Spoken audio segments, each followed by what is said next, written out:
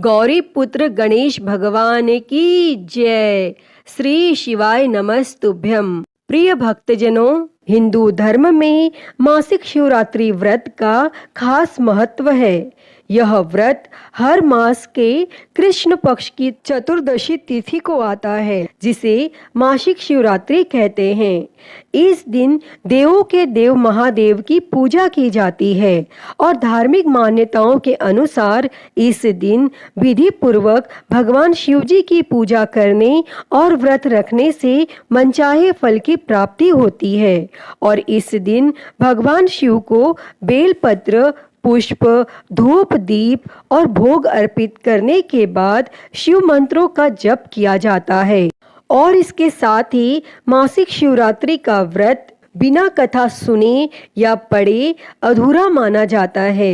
इस दिन कथा पढ़ना या सुनना बेहद शुभ माना जाता है और कथा पढ़ने और सुनने के बाद ही व्रत का पूर्ण फल प्राप्त होता है। इससे भगवान भोलेनाथ अत्यंत प्रसन्न होते हैं। तो भक्तजनों, आज हम इस वीडियो में मासिक शिवरात्रि की व्रत कथा को सुनेंगे। तो आप सभी भक्तजन पूरी श्रद्धा से, ध्यान पूर्वक और प्रसन्न चित्त मन से भगवान भोलेनाथ के श्री कमल चरणों का ध्यान करते हुए इस कथा को सुनिए। तो सभी प्रेम से बोलिए, श्री उमापति महादेव की जय, सर्व देवी देवता की जय। धार्मिक पौराणिक कथा के अनुसार चित्रभानु नामक एक शिकारी था। वह जानवरों की हत्या करके अपने परिवार को पालता था। वह एक साहूकार का कर्जदार था, लेकिन साहूकार का ऋण समय पर न चुका सका। इसीलिए क्रोधित होकर साहूकार ने शिकारी को शिव मठ में बंदी बना लिया। संयोग से उस दिन शिवरात्रि थी और शिकारी ध्यान मग्न होकर शिव संबंधी धार्मिक बातें सुनता रहा और चतुर्दशी को उसने शिवरात्रि व्रत की कथा भी सुनी। फिर शाम होते ही साहूकार ने उसे अपने पास बुलाया और ऋण चुकाने के विषय में बात की। तब शिकारी अगले दिन सारा ऋण लौटा देने का वचन देकर बंधन से छूट गया और अपनी दिनचर्या की भांति वह जंगल में शिकार के लिए निकला। लेकिन दिन भर बंदी गृह में रहने के कारण भूख प्यास से व्याकुल था। शिकार खोजता हुआ वह बहुत दूर निकल गया और जब अंधकार हो गया तो उसने विचार किया कि रात जंगल में ही बितानी पड़ेगी और वह वन के एक तालाब के किनारे एक बेल के पेड़ पर चढ़कर रात बिताने का इंतजार करने लगा। और उस विल्व वृक्ष के नीचे शिवलिंग था जो विल्व पत्रों से ढका हुआ था। तब शिकारी को उसका पता नहीं चला और वह पड़ाव बनाते समय उसने जो टहनियां तोड़ी वे संयोग से शिवलिंग पर गिरती चली गईं और इस प्रकार दिन भर भूखे प्यासे शिकारी का व्रत भी हो गया और शिवलिंग पर बिल्व पत्र भी चढ़ गए। और एक प्रहर रात्रि बीत जाने पर एक गर्भिणी हिरणी तालाब पर पानी पीने पहुंची। तब शिकारी ने धनुष पर तीर चढ़ाकर ज्यों ही प्रत्यंचा खींची। हिरणी बोली, मैं गर्भिणी हूँ, शीघ्र ही प्रसव करूंगी। तुम एक साथ दो जीवों की हत्या करोगे, जो ठीक नहीं है। मैं बच्चे को जन्म देकर शीघ्र ही तुम्हारे समक्ष प्रस्तुत हो जाऊंगी, तब तुम मार लेना।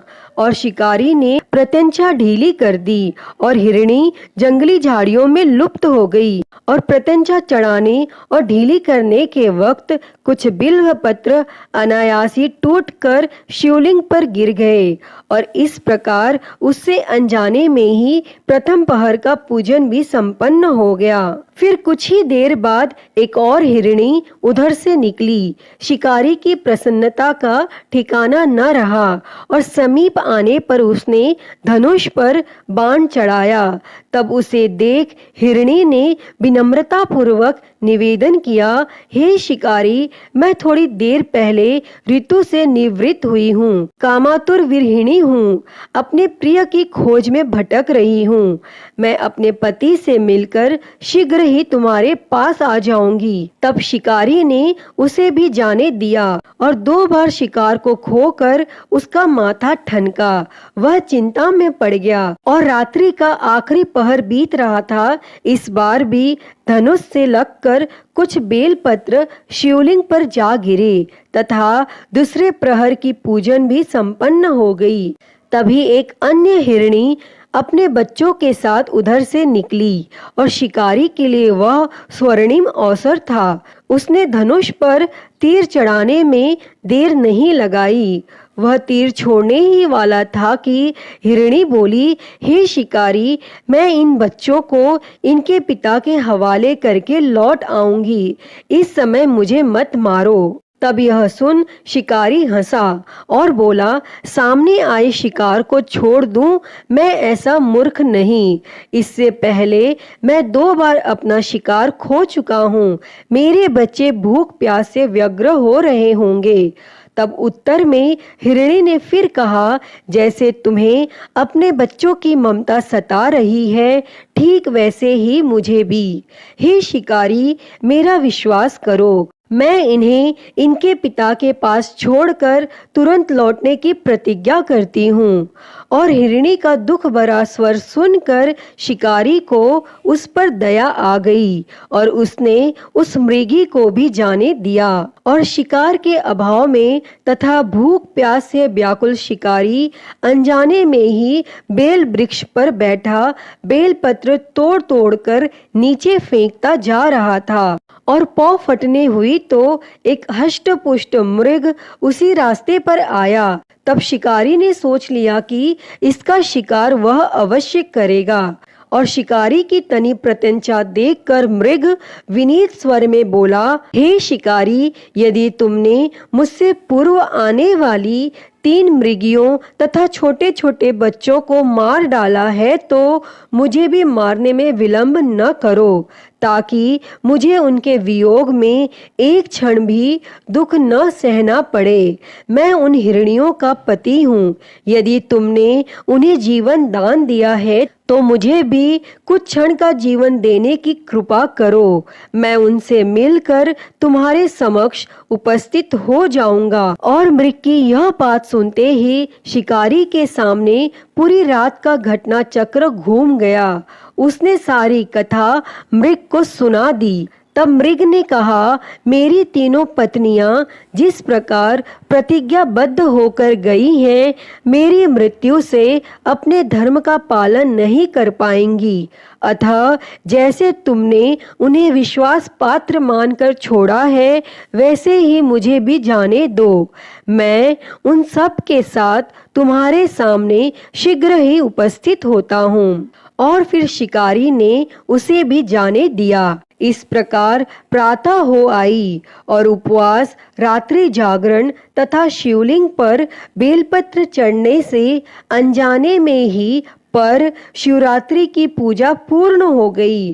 पर अनजाने में ही की हुई पूजन का परिणाम उसे तत्काल मिला। शिकारी का हिंसक हृदय निर्मल हो गया, उसमें भगवत शक्ति का वास हो गया। थोड़ी ही देर बाद वह मृग सपरिवार शिकारी के समक्ष उपस्थित हो गया ताकि वह उनका शिकार कर सके। किंतु जंगली पशुओं की ऐसी सत्यता, सात्विकता एवं सामूहिक प्रेम भावना देखकर शिकारी को बड़ी ग्लानि हुई। उसने मृग परिवार को जीवन दान दे दिया और अनजाने में शिवरात्रि के व्रत का पालन करने पर शिकारी को मोक्ष और शिवलोक की प्राप्ति हुई। अतः हे भगवान भोलेनाथ जी, जैसी कृपा आपने उस शिकारी पर करी, वैसी ही कृपा इस कथा को कहते, सुनते और हुंकारा भरते पर सदैव करना। तो प्रेम से बोलिए भगवान भोलेनाथ की जय, माता पार्वती की जय। प्रिय भक्तजनों, आइए अब सुनते हैं सभी मनोकामनाओं को पूरी करने वाली अगली कथा। तो आप सभी प्रेम से बोलिए श्री उमापति शंकर भगवान की जय, सर्वदेवी देवता की जय। एक समय की बात है, एक गांव में भगवान शिव जी का परम भक्त एक ब्राह्मण रहता था। वह ब्राह्मण जब तक रोज सुबह ब्रह्म मुहूर्त में उठकर नित्य कर्मों से निवृत्त होने के पश्चात भगवान शंकर का पूजन नहीं कर लेते थे, तब तक उन्हें चैन नहीं पड़ता था और जो कुछ भी दान दक्षिणा में आ जाता उसी से वह ब्राह्मण अपना गुजारा करते थे। और दयालु इतने थे कि जब भी कोई जरूरतमंद मिल जाता तो अपनी क्षमता के अनुसार उसकी सेवा जरूर करते थे। और इस कारण शिवजी के परम भक्त ब्राह्मण देवता गरीबी का जीवन व्यतीत कर रहे थे। और ब्राह्मण की इस दानी प्रवृत्ति से उनकी पत्नी उनसे चिढ़ती तो थी, किंतु उनकी भक्ति परायणता को देख उनसे अत्यधिक प्रेम करती थी। इसीलिए वह कभी भी उनका अपमान नहीं करती थी और साथ ही अपनी जरूरत का धन वह आस पड़ोस में मजदूरी करके जुटा लेती थी। एक समय ऐसा आया जब मंदिर में दान दक्षिणा कम आने लगी, जिससे उन पंडित जी को आर्थिक तंगी का सामना करना पड़ा और घर की मूल आवश्यकताओं की पूर्ति नहीं होने के कारण ब्राह्मणी दुखी रहने लगी। और इसी तरह दिन बीतने लगे। एक दिन महाशिवरात्रि का दिन आया और उस दिन भी पंडित जी हमेशा की तरह ब्रह्म मुहूर्त में उठकर नित्य कर्मों से निवृत्त होने के लिए नदी की ओर चल दिए। संयोग से उस समय उस राह से पार्वती जी और शिव जी गुजर रहे थे। तब अचानक से पार्वती जी की नजर उस ब्राह्मण पर पड़ी और आज पंडित जी महाशिवरात्रि को लेकर इतने उत्साहित नहीं थे जितने कि अक्सर हुआ करते थे। और तब पार्वती जी को बात समझते देर नहीं लगी और उन्होंने भगवान शिव जी से कहा, हे भगवान, यह ब्राह्मण देवता प्रतिदिन आपकी उपासना करते हैं, फिर भी आपको इसकी चिंता नहीं है। और पार्वती जी की बात सुनकर शिवजी बोले, देवी, अपने भक्तों की चिंता मैं नहीं करूँगा तो कौन करेगा। तब पार्वती जी बोली, तो हे महादेव, आपने अब तक इसकी सहायता क्यों नहीं की। तब शिवजी बोले, देवी, आप निश्चिंत रहिए, अब तक उसने जितने बिल्व पत्र शिवलिंग पर चढ़ाए हैं वही बिल्व पत्र आज रात्रि में उसे धनपति बना देगा। और यह बातचीत करके पार्वती जी और शिवजी तो चल दिए, किंतु संयोग तो देखिए, उसी समय उस राह में एक व्यापारी गुजर रहा था और उसने छुपकर शिवजी और पार्वती जी का वार्तालाप सुन लिया। तब व्यापारी ने अपना दिमाग चलाया, अगर बिल्व पत्र से ब्राह्मण धनपति हो सकता है तो फिर मैं क्यों नहीं हो सकता।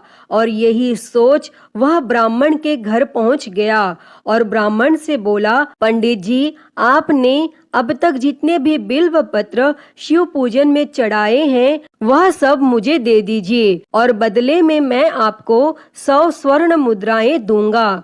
तब पंडित जी ने अपनी पत्नी से पूछा तो वह बोली, पुण्य का दान ठीक तो नहीं है, किंतु अगर आपका मन करे तो दे दीजिए और हमें धन की जरूरत है, इसीलिए दे दीजिए। और तब पंडित जी ने सारे बिल्व पत्र बोरे में भरकर सेठ जी को दे दिए और बिल्व पत्रों का बोरा लेकर सेठ जी पहुंच गए मंदिर और शिवलिंग पर चढ़ाकर देखने लगे कि कब शिवजी कृपा करेंगे और कब वह और धनपति बन जाएगा।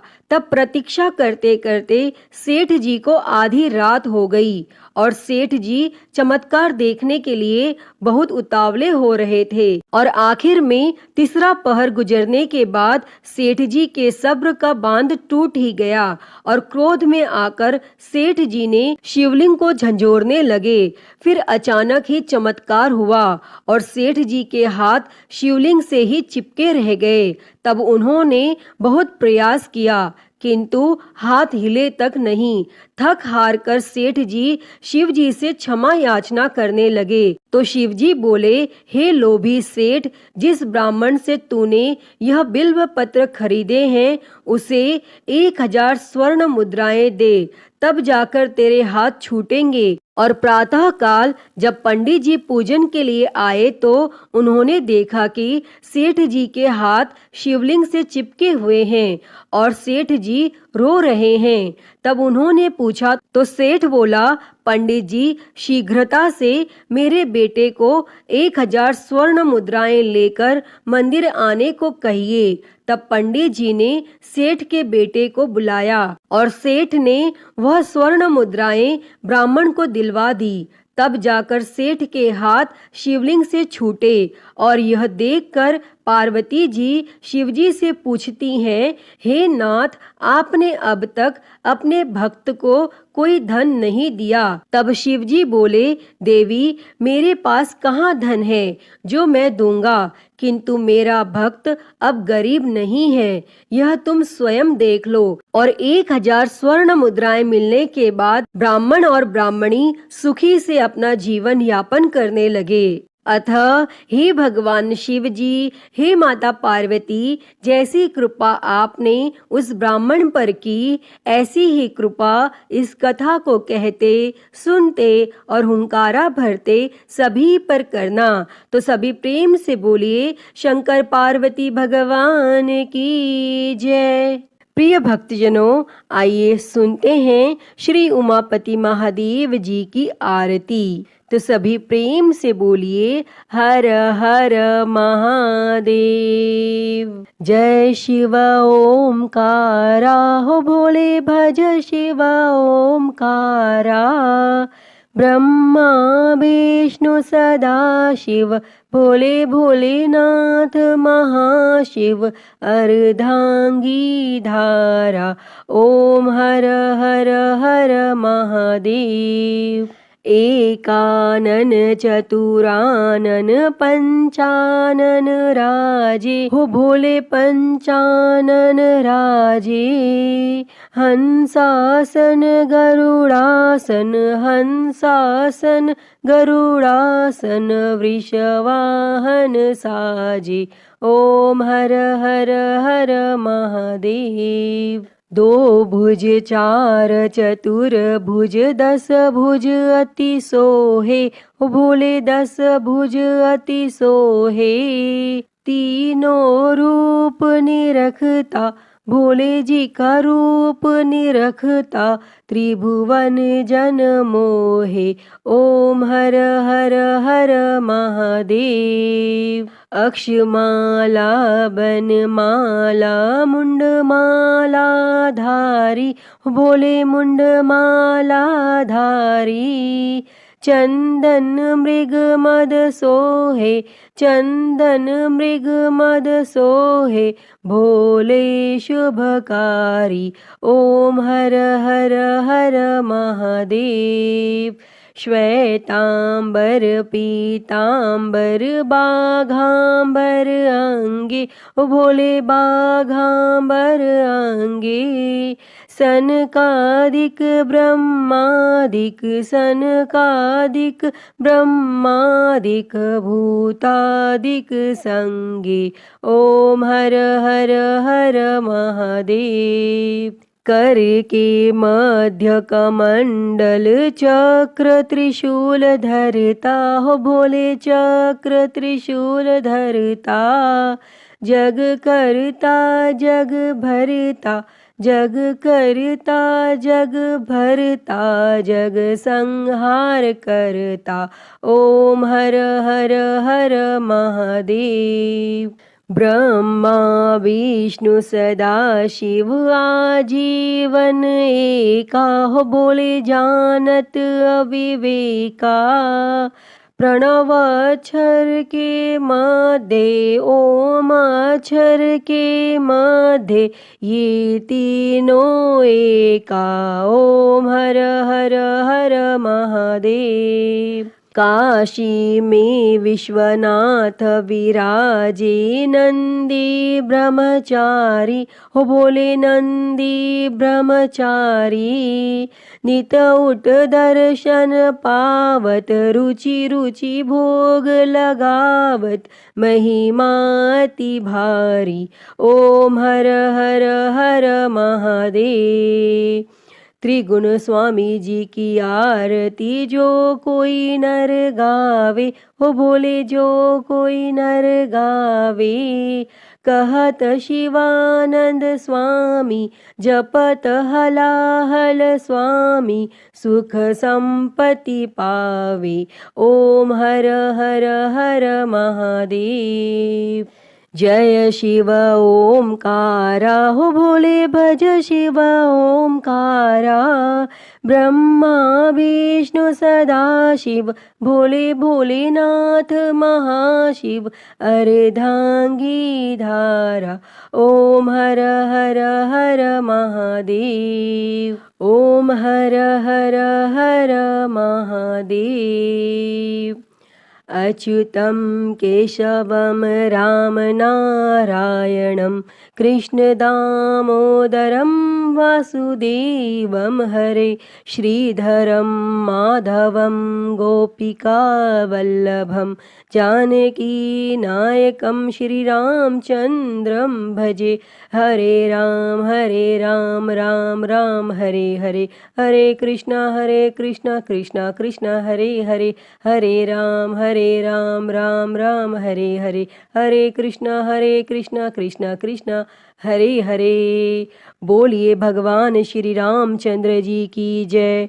वृंदावन बिहारी लाल की जय।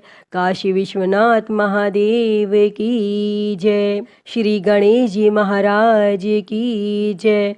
माँ भगवती की जय।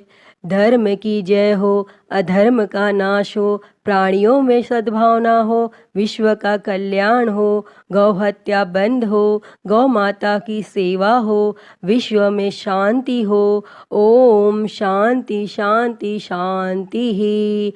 ओम नमः शिवाय, नमो नीलकंठाय। ओम नमः पार्वती पते, हर हर महादेव। हर हर महादेव, हर हर महादेव हर। प्रिय भक्तजनों, मैं उम्मीद करती हूँ कि आपको आज की यह कथा पसंद आई होगी, और अगर वीडियो अच्छी लगी हो तो इसे लाइक करें, ज्यादा से ज्यादा शेयर करें, और कमेंट बॉक्स में श्री उमापति महादेव की जय लिखना ना भूलें। और हरिहर भक्ति चैनल को सब्सक्राइब कर नोटिफिकेशन बेल को जरूर ऑन कर लें। हर हर महादेव। धन्यवाद।